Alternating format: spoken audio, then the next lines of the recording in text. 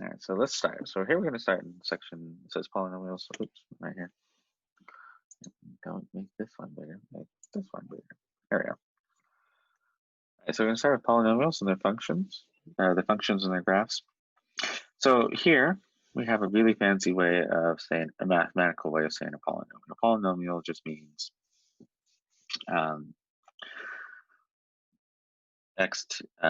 coefficients with x to some power, right? And particularly for a polynomial, x is to integer power, right?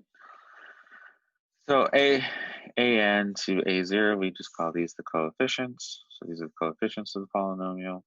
The a0 term is the constant term.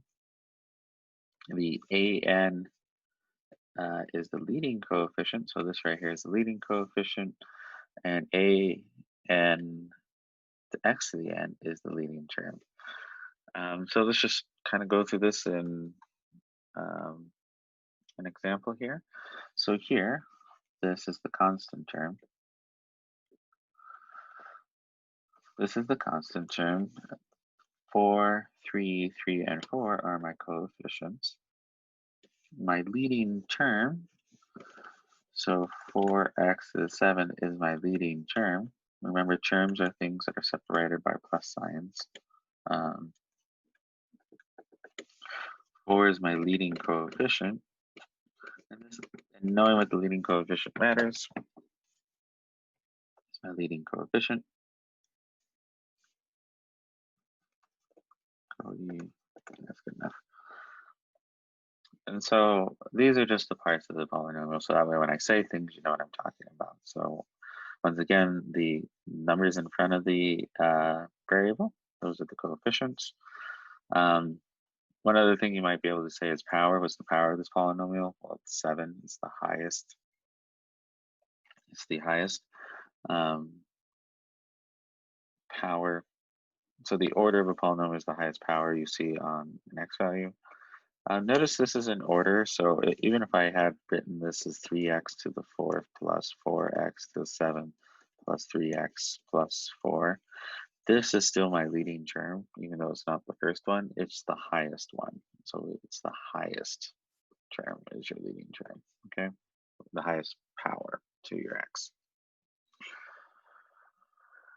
All right, and so that's just vernacular for all of this. Polynomials tend to be smooth and continuous without cuffs, corners, breaks, or holes. Draw example of things which are and are not polynomials. So here, I'll explain each of them. So polynomials tend to look something like this, and that could be a polynomial. Let's grab a different color for kicks.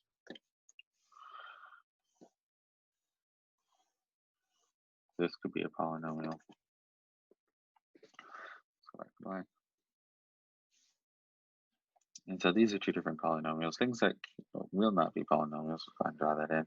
So here, if I'm going and I stop at some point, I pick up at some point, this is called a break. This is a break in your graph, and so polynomials should not have that.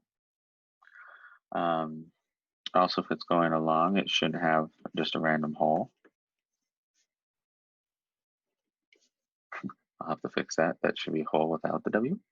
So this is a hole. What if it's still negative? Is it still leading? Yes. And so, hold on. That's a good question. Sorry, I missed it. Here, if I have negative 22x to the 11th plus 2x squared plus 4, negative 22 is, so negative 22 would be the leading coefficient, and negative 22x to the 11th would be the leading term. So yes, even if it's still negative. Okay. All right. So here, a break, this means it's not a polynomial. If it has a hole, that means it's not a polynomial. The difference between a cusp and a corner is not excessively clear, but let me see if I can draw it. So a cusp is where it comes up to like a point and comes back in and down. And so this is a cusp. And a corner is just something that goes like this and like this. And so that's a corner. the difference for you guys will be almost nil. The difference for someone who does numerical theory, this is terribly, terribly awful. This is perfectly okay. So a cusp kind of like points itself out, and corner is just a really sharp turn. Okay.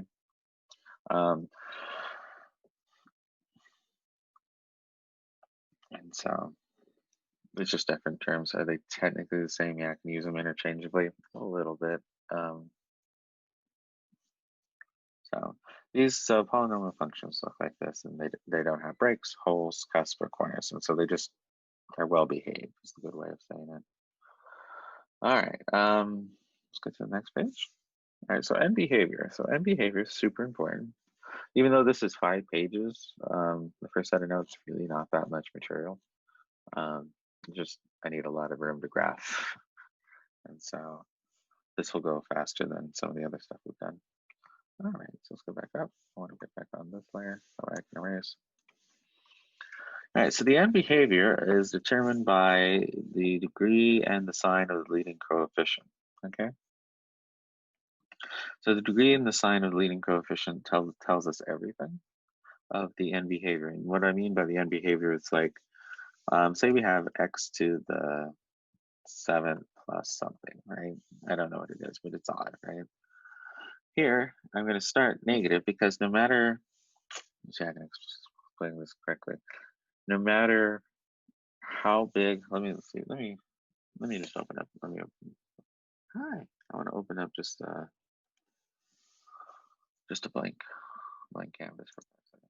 All right, so let's look at something like x to the 7 plus 3 or 20,000 x to the 5th, and let's make that negative. Let's make that negative. Minus 20,000 plus 10, right? Well, this term is going to dominate for a long time, but if x is 10, x to the 5th will be 1, 2, 3, 4, 5, right? I'll have 5 zeros on it, so it'll be 100,000, and x to the 7th will be 1, 2, 3, 4, 5, 6, 7. So that should be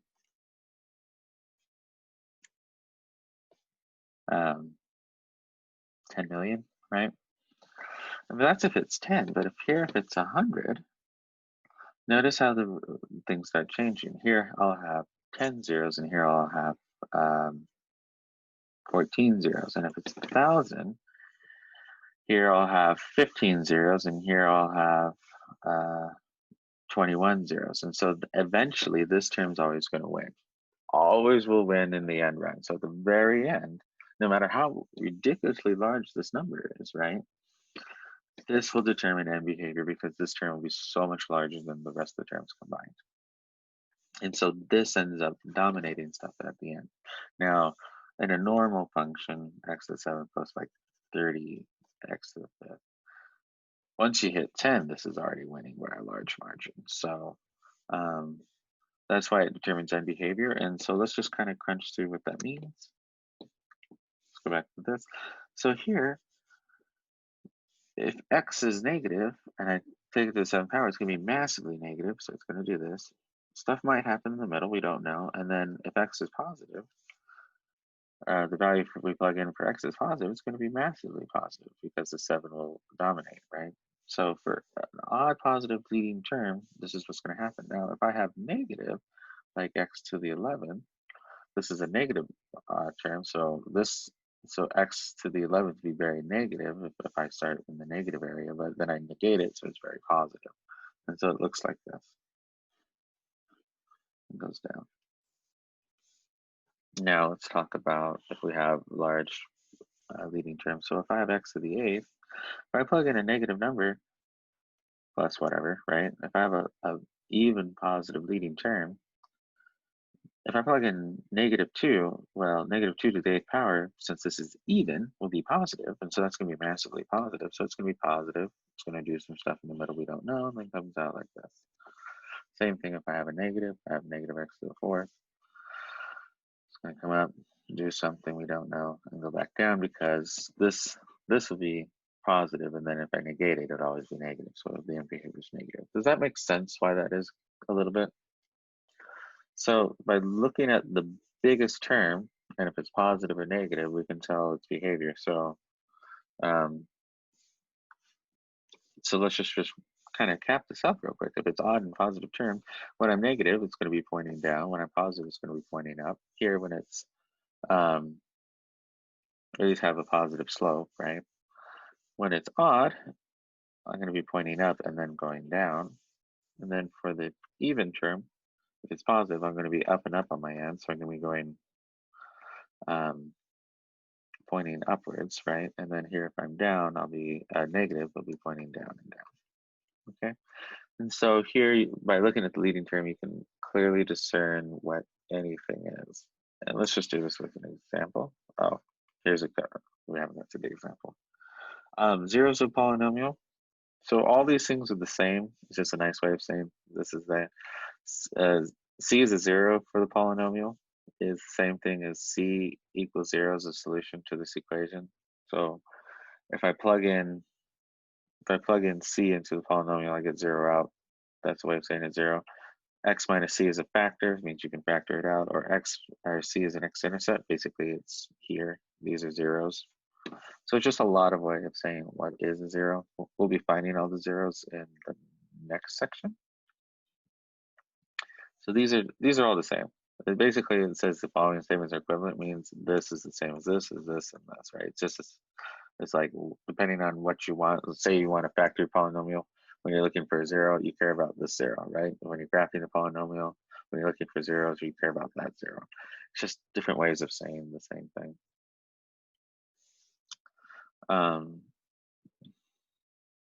Your book has a cute intermediate value theorem. If you have two values which have opposite signs, there must be a 0 between them. It's a way for hunting for zeros. But let's figure out how to graph this. And so let's actually slowly go through a graph of one of these, and I'll explain how we do it. All right, so the first thing you want to do when you're graphing these polynomials, so we're going to graph polynomials. So this is a cubic. You want to find the zeros of the polynomials, mark these on the graphs, test points in between them. So you're going to test points above and below the zeros to figure out where they're at. Determine the end behavior. We've figured out how to do that. I'll actually show you an example, and then you can fill in the rest of the graph, and you're going to kind of just guess, right? Don't be, at least for us, we're not going to get too particular for things of higher order. So here, if I'm looking at this, what are the zeros of this graph? So tell me what the zeros of this is. Hold on. So odd degree, the end behavior is opposite direction, and even behavior is in the same direction. Yes, yes. Okay, so yeah, the answer is 100 answer is yes, and the answer to what you guys are giving yes. So yeah, so here are the zeros, right? So 3, -3, and 1. Perfect. All right, so let's just go ahead and put those in as our points. So I know -3 is 0, I know 1 is 0, and I know 3 is 0. So that's 3 points we know. We can actually graph those. 1, 3, and -3. Okay, so here we know 3 points on the graph because of this. Now the next thing I want to figure out is test points in between these graphing. Let's actually determine the end behavior real quick. So if I expand this out, and I'm going to cheat and show you how to do it because it's going to be super useful for you guys. Hi, can I have? Oh, there it is. So let's expand this out. Hi. All right, so a good way to expand a factor function. So just go Wolfram alpha. Wolfram alpha. So here, let's expand this. So expand. Here we have x minus 3, x minus 1, and then x plus 3.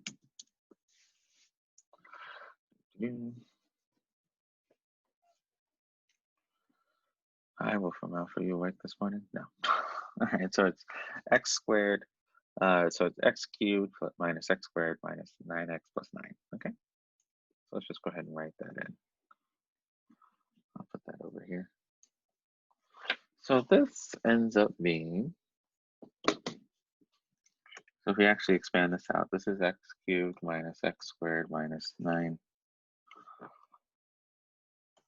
plus 9. So here my leading term is x cubed.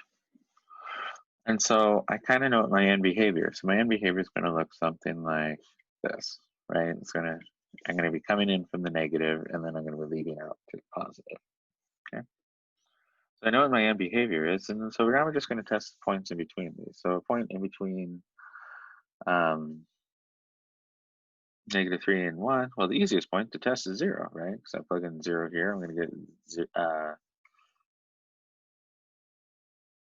maybe if I plug in 0 into this, it becomes really easy. It's just 9, right?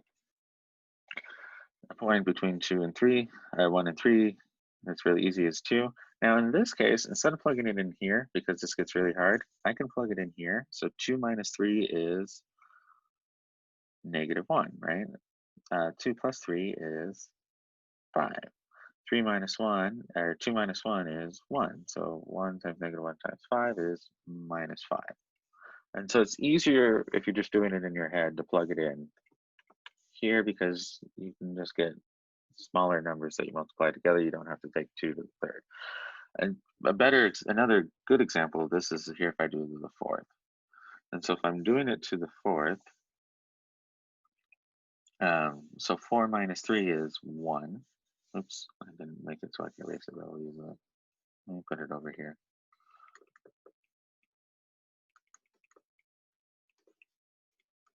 X minus 1. All right, so here, if I have 4 minus 3, that's 1. If I have 4 plus 3, it's 7. And if I have 4 minus 1, it's 3. So the answer here is 21. And then I'll just choose -4. You can do the same song and dance. You can get -35 in this case. And so here we have everything we need to graph our polynomial. So here we're graphing something much larger. And so when I do this, I'm going to say at 0, it's 9. So 1, 2, 3, 4, 5, 6, 7, 9. So it's way up here, actually. At 2, it's -5. 1, 2, 3, 4, 5. So it's right here. At 4, I'm off the charts positive. At -4, I'm off the charts negative, which matches my end behavior. So I know I haven't messed up anything. So I go up like this, comes in, goes through this, goes above it somehow, goes back down, goes up, and technically you should go through this point. Okay. And so this is what the graph looks like roughly. Is it exactly what it looks like? No, but it's a really good representation. I have my zeros. I know when it's above and below the axis. I know how many twists and turns I have. I know its end behavior. And so this is a really good approximation of what this is. All right, so let's do it 2 more times. I forget what is this fifth page on this. I guess we do it 3 more times. We get a lot of practice in. Oh, that's the one I just did. There we go. All right, so I'm going to run through this one more time. All right, so I'm going to graph this using the guidelines. So if you see something like this, can you factor it? Well, yeah, and let me show you a trick. So here we have x. We pull out an x because I have an x in every term. This becomes x squared minus 2x minus 3. Then I can factor that even more, which becomes x minus 3, x plus 1. Let me double check that in my head. Yep. Okay, so here I factored it. So here I know what the zeros are. The zeros are -1, 0, because this is technically x minus 0, and then 3. So that's 0, 0, 0. My leading term is here. It's x cubed. And so I have behavior that looks like this. So let's plug in my zeros. So -1, 0, and 3. I have my zeros. We'll test points in between them. and we'll have -2 here. If I plug that in, I get -2, -5, -1, so that's negative, I'll actually write it out, so this is negative, right there.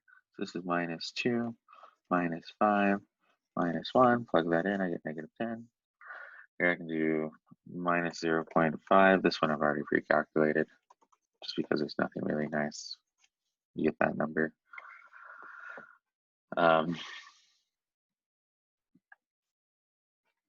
Here at 1, if I plug in 1, so I'm going to go ahead and show you how that's done again real quick. So I'll have 1 minus 3 is -2.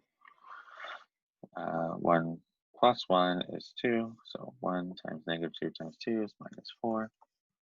And then 4 is 20. Now, since you guys will always have a calculator,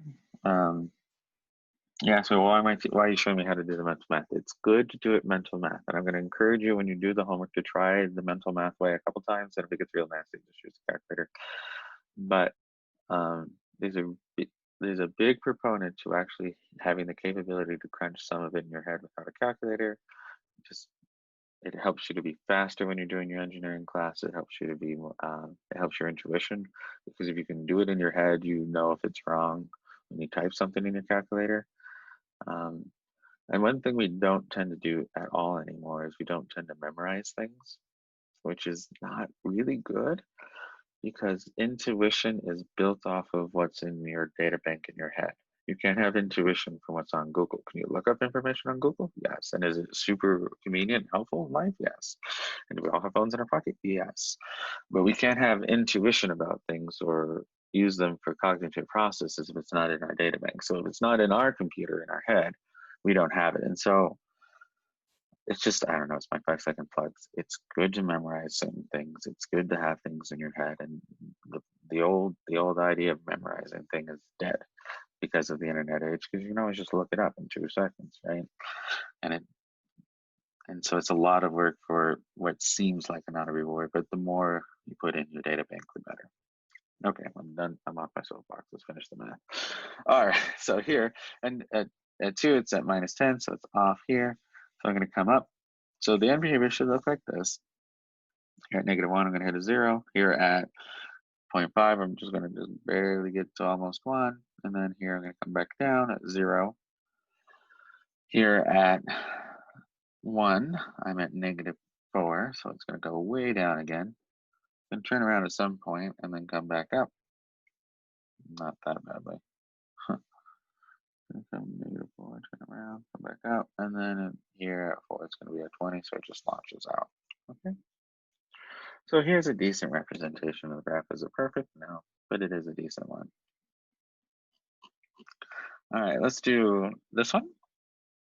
All right, so once again, here we can factor stuff. So here, I can take out an x squared. These are designed to be done without a calculator because that's what they were originally written for. So I have -2x minus x squared, so if I'm +3. All right, if I was going to factor this, I know certain things need to be true. Let me make my life easier. I'm going to pull out a negative sign. There, that makes my life easier. So here I know I have to have a 2x here if it factors cleanly and an x here. And then you play the song and dance of how to factor this. You get a 3, and you get -1. Now, if you know how to do that, so I've seen like the little cute little x squares. I've seen a whole bunch of things. I've seen where you list out these factors, list out those factors. That's what I was taught to do.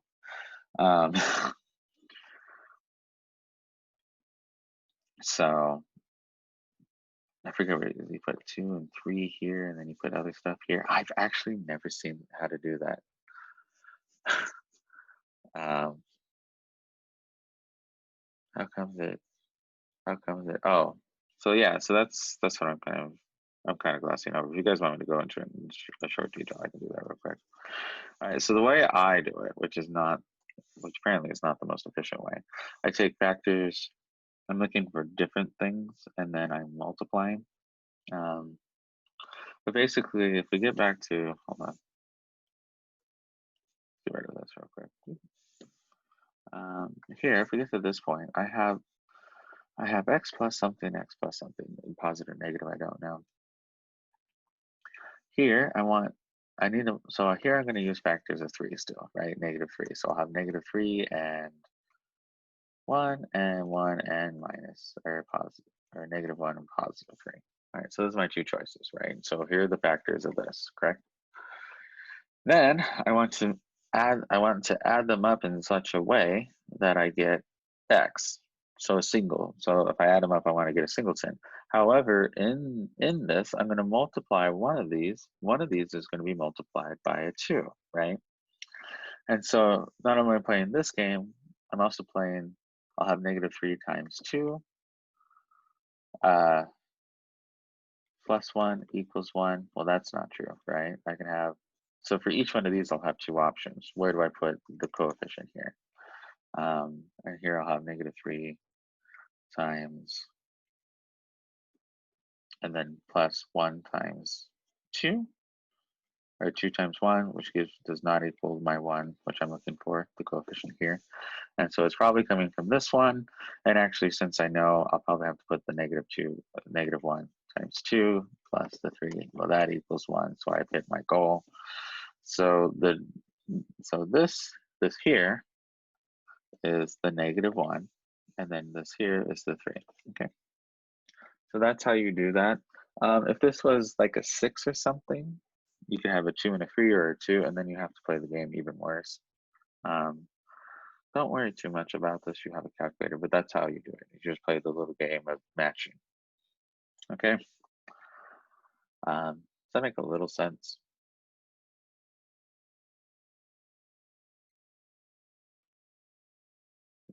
That's what I do in my head too. Yeah, you just play the fun little matching game until your brain uses out. It's guess and check. That's really what it is. The more you do guess and check, the better guesses you make, because you have intuition of which ones will probably work. Because if I was when I look at this, I'm like, okay, so I have -3 and 1, and 1 -3. I'm probably, since I want a positive number, I'm probably going to want the 3 to be positive. And so the 2 has to go in -1. Does that work? Yes, and that's what my brain did.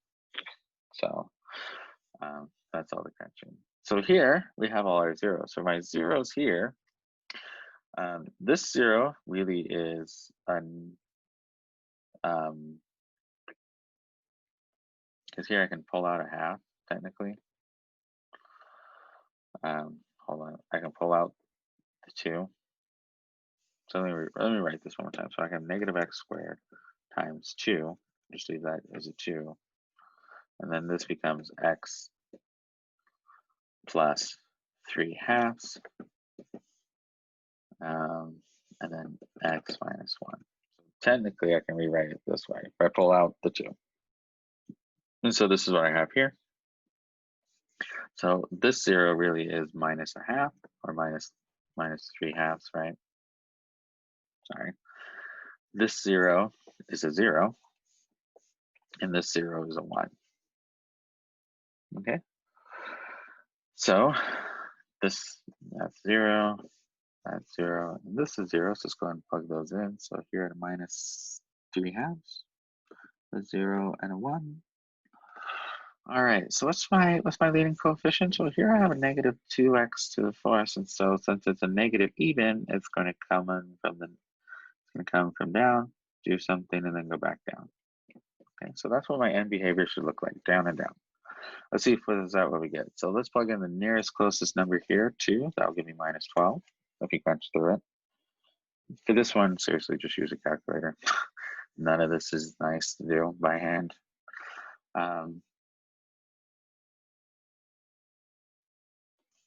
So here we get 12. Here, -1, you get 2. Here, 0.5, because you have to choose something between these two, you get 0.5. And then here at 2, you get -28. Okay.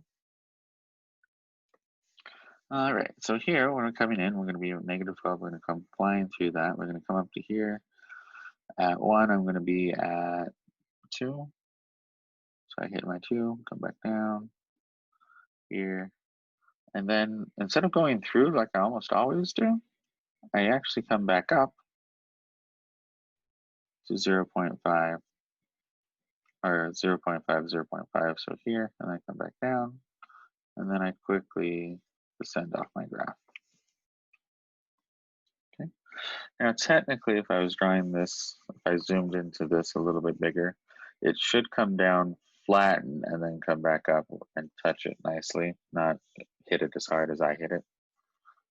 So it should flatten and touch it because this looks like a cusp, but here, if I zoom this in, it should look like that. Okay. And so we're going to get into the interesting thing about all this. And so let me explain what happened here.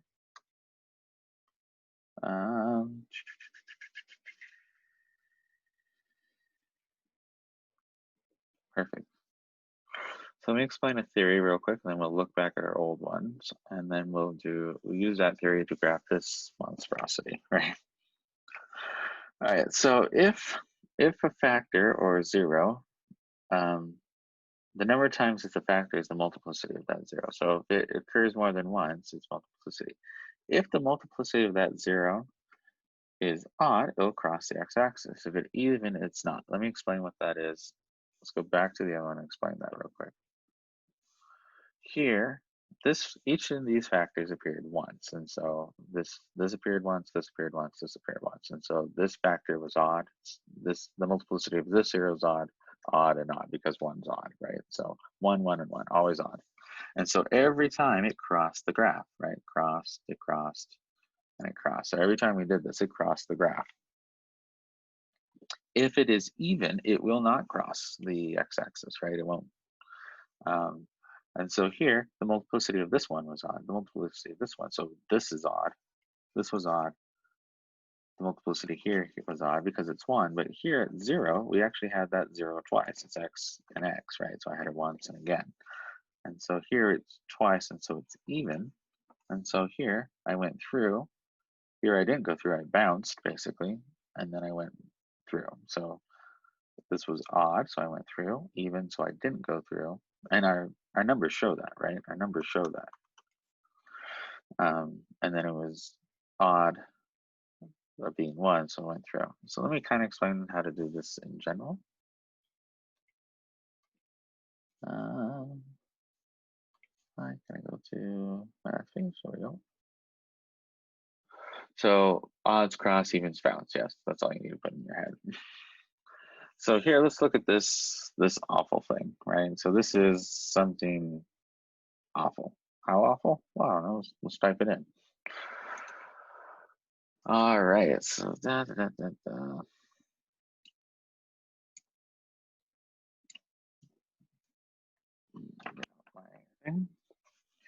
So here we have x to the 4th, x minus 2 cubed, x plus 1. So this thing is x to the 9th minus 4, 9x to the negative 4, x to the 8th plus x to the 7th plus 10x to the 6th minus 4x to the 5th minus 8x to the 4th. So that's really what that polynomial is. And we're going to ask you to graph that. Well, is it as bad as we think it is? Not really. Because where are the zeros here? Where are the zeros for this function? What are the zeros for this one? I'll have you give me those.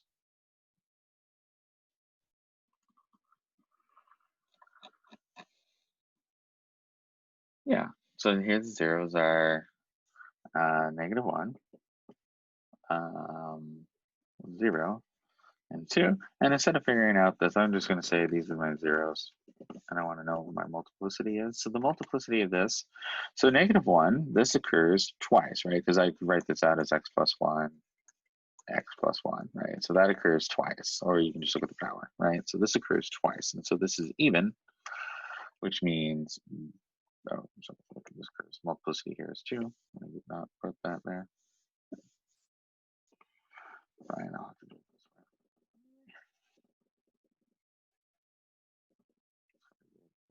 way. on the wrong layer. So here it bounces. Here, for my 0 here is, so the multiplicity of that 0 is, yeah, we're not doing this. The multiplicity of that 0 is 0. No, the multiplicity of that 0 is 4. Whew. So it's even, so it also bounces.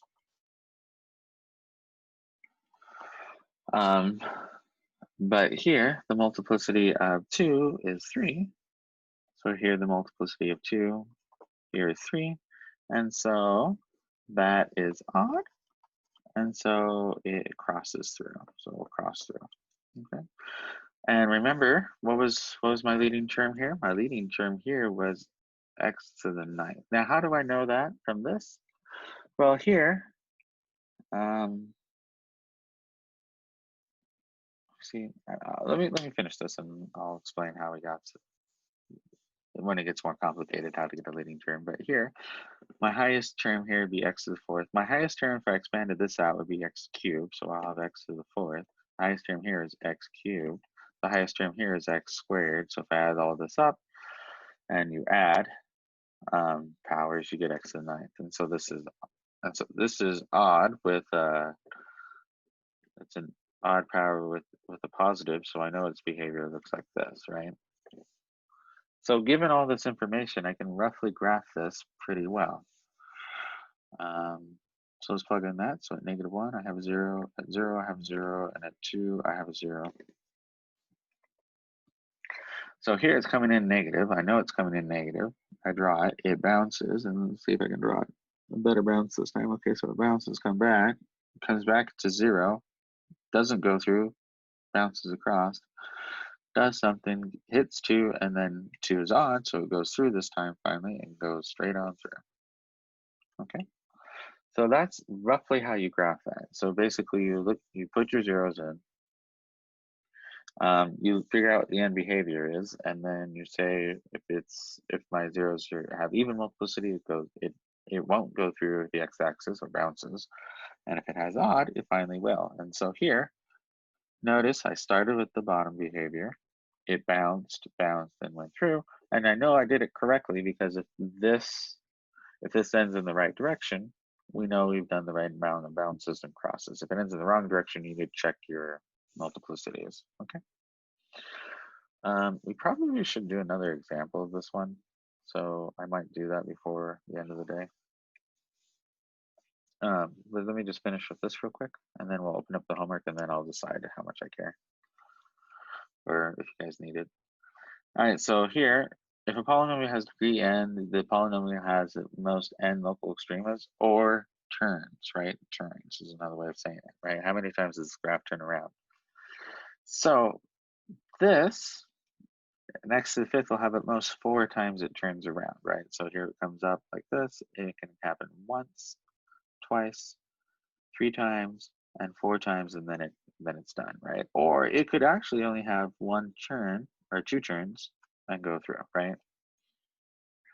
And so it's either this or this, right? It has to be one of these two, right? Or it could have no turns. It could actually just be straight up and down like that. It is possible to do that somehow. So here, with this, negative x to the 3rd, or negative 3x to the 4th, so it can have at most 3 turns, right? So it can come up, turn down, turn back up, and turn back down and go down, or it can just come up and have 1 turn and turn back down, right? And so technically it has that many local stream of 2 minus. Does that make sense? So these are the only 2 options. It cannot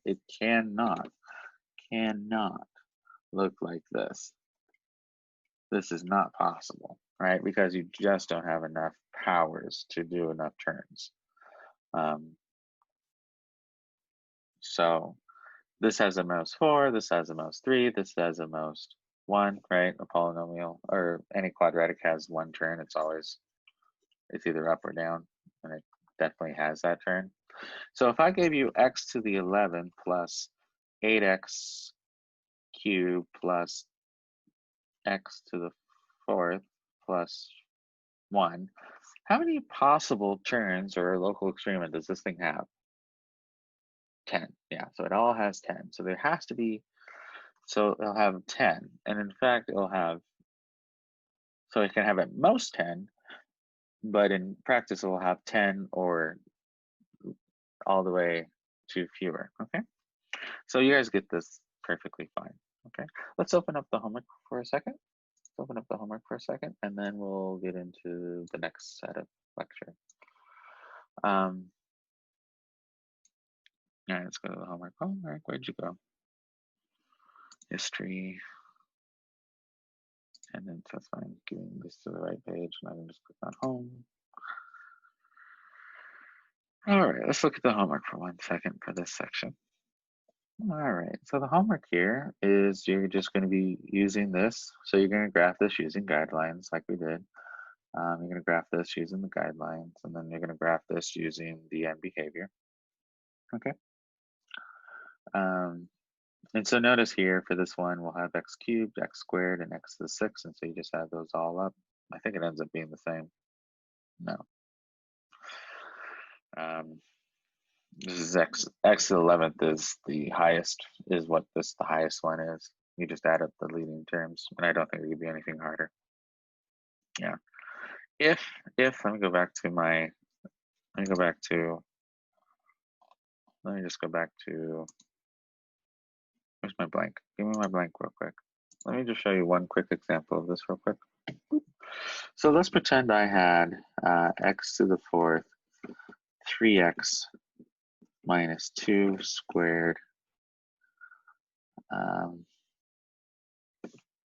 plug in a negative x plus, or x minus 1 cubed. So here, real quick, the zeros here would be, the zeros would be 0, and that'd be multiplicity of 4. Here, the 0 here would be 2/3. So and see where I get 2/3, you just divide this by this, and that gives you 0.